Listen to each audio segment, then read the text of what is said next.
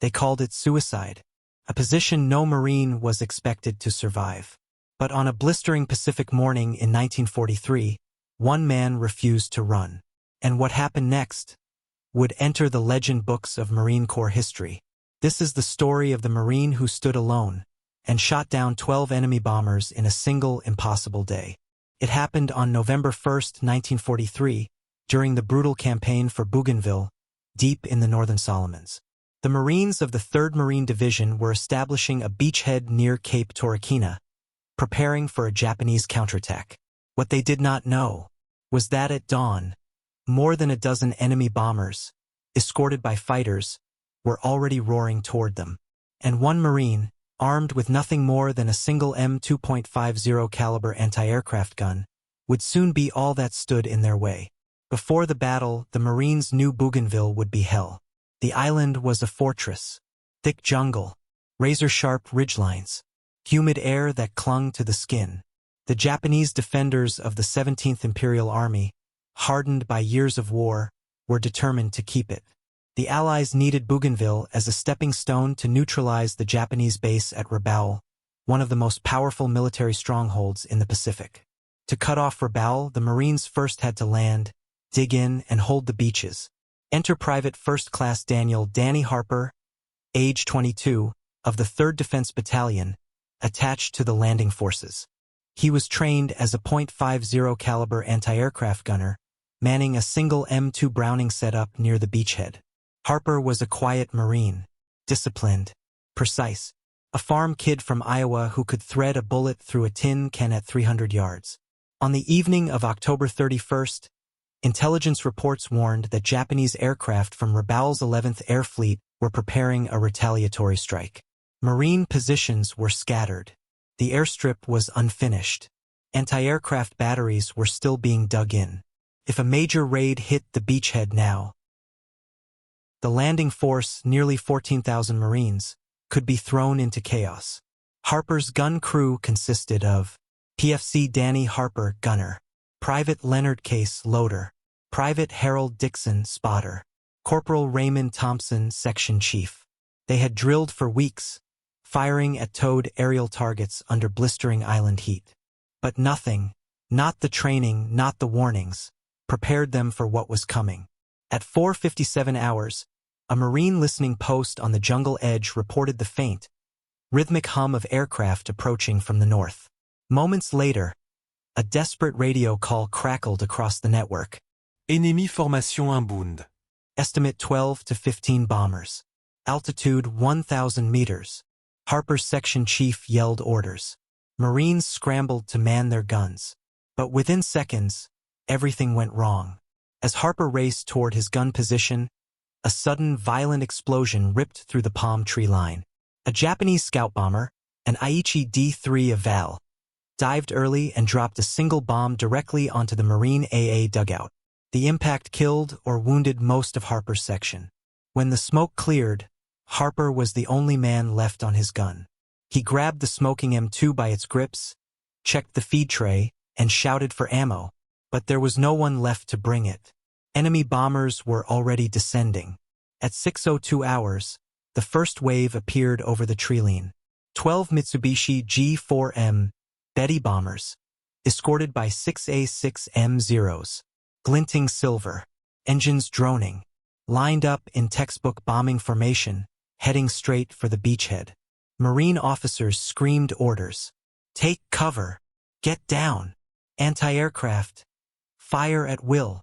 But Harper didn't take cover. He locked his feet, leaned into the M2, and prepared to fire alone. At 900 yards, the bombers leveled out. Their bay doors opened. The shadow of their formation crawled across the beach like a dark stain. Harper exhaled and squeezed the trigger. The M2 erupted. A deafening roar. A stream of red tracers tore into the sky. Spent casings showered the ground. The barrel glowed instantly under the strain.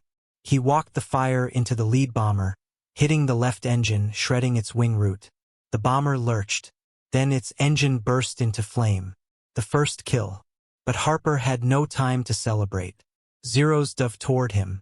One fighter strafed the position with 20mm cannon fire, kicking up sand inches from his feet. He kept firing. The second bomber tried to accelerate and peel left. Harper tracked it with impossible calm, stitching bullets across its fuselage. His fuel tank erupted. It spun violently and smashed into the jungle canopy. Kill number 2. Other Marines, pinned in foxholes, stared in disbelief. One gunner yelled, "He's taking them all himself." But the bombers kept coming. At 700 yards, the third bomber released its payload. Harper raked the aircraft, bullets punching through the cockpit. The bomber nosedived into the shallows offshore. Kill number 3. The fourth went down moments later. Harper hit its starboard engine, and the propeller disintegrated in midair. The plane cartwheeled into the sea. Kill number 4. A group of Marines sprinted across the open sand under fire to bring Harper more ammo cans. But incoming Zeros strafed them, forcing them to drop the crates and dive for cover. Harper remained alone, sweating, bleeding from shrapnel in his arm, but still firing. The fifth bomber attempted a low pass. At barely 400 yards, Harper's .50 cal rounds shattered its cockpit and detonated its bomb load midair. The explosion rattled the entire beach. Kill number 5. The sixth bomber tried to break formation. Harper cut it down. Kill number 6. The seventh bomber lined up directly over his gun. Harper poured an entire belt into its belly. It disintegrated above him, raining burning debris across the sand. Kill number 7. By now, the M2 barrel was smoking nearly white-hot. Harper swapped it, bare-handed, burning his palms but refusing to stop. The 8th bomber exploded over the treeline. Kill number 8. The 9th and 10th went down in rapid succession, one spiraling into the sea, the other into the jungle. Harper was fighting off an entire squadron alone. Only 2 bombers remained. Both lined up for a final, desperate run on the beachhead. Harper braced himself. He shot the 11th bomber out of the sky, hitting its bomb bay and triggering catastrophic detonation. Kill number 11. The 12th bomber tried to escape. Harper emptied his last belt. Bullets tore through its port wing. The bomber listed, smoked, and finally plunged into the sea. Kill number 12. The air went silent. Harper collapsed to one knee. His gun was empty. His section was gone.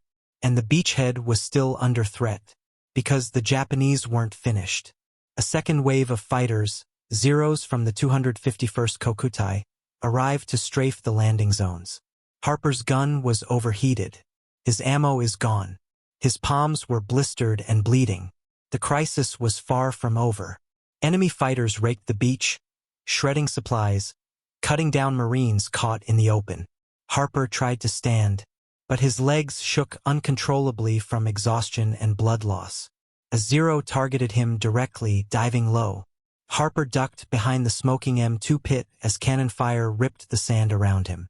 He reached for another ammo can. Empty. The rest of the gun crews were dead, wounded, or pinned down. For nearly a minute, Harper believed he would die there. But at that moment, in the distance, the roar of friendly engines echoed across the sky. U.S. Navy F-4U Corsairs, from VMF 215, screamed into the fight. The Corsairs climbed into the Zeros, turning the tide within minutes. Dogfights erupted directly overhead. Tracer streaks cut through the early morning haze. Marine infantry cheered as the Navy fighters drove the Japanese away. Harper watched, barely conscious, as the last Zero peeled away, trailing smoke. For the first time in hours, he let himself breathe. The crisis had passed. After the raid ended, Marines poured out of cover, rushing to assess casualties and damage. Dozens were wounded. Many gun positions were destroyed. But the beachhead, amazingly, still stood. Why? Because of a single Marine who refused to abandon his post. Harper was found beside his gun, barely able to speak. But witnesses were already describing the unbelievable scene. 1 man, 1 gun, 12 planes down. Commanders initially refused to believe it. No single Marine had ever shot down that many aircraft in one engagement. But the crash sites told the story. 4 bombers in the sea, 3 in the jungle, 2 on the beach. Marine officers marked them on the map, stunned into silence. The numbers were real. Harper was evacuated to the battalion aid station. His hands were so badly burned from swapping hot barrels that medical corpsmen had to cut his gloves off his skin. Yet even then, he kept repeating, "Did we hold the beach?" The turning point of the battle, the survival of the beachhead, was credited directly to Harper's stand. Had the bombers reached their targets, they would have hit the ammunition dumps, the radio station, the field hospital, the command post. Thousands of Marines could have been killed. Harper prevented a catastrophe.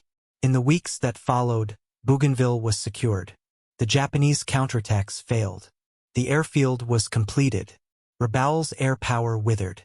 The campaign succeeded because the Marines held the beach that day. Private First Class Daniel Harper received the Navy Cross, the Air Medal Honorary, a personal commendation from Admiral William Halsey. His official citation reads, "For extraordinary heroism and devotion to duty while operating a .50 caliber machine gun alone, he destroyed 12 enemy aircraft in a single engagement, saving countless Marines and ensuring the survival of the beachhead." Harper returned home after the war. He never boasted, never told stories. He said only, "I had a job. Marines don't run." He died in 1987, buried with full military honors. Yet his actions remain one of the most extraordinary one-man stands in Marine Corps history. This was just one of countless untold stories from the Second World War. Subscribe to World War II Files as we continue to bring these forgotten chapters of history back to life.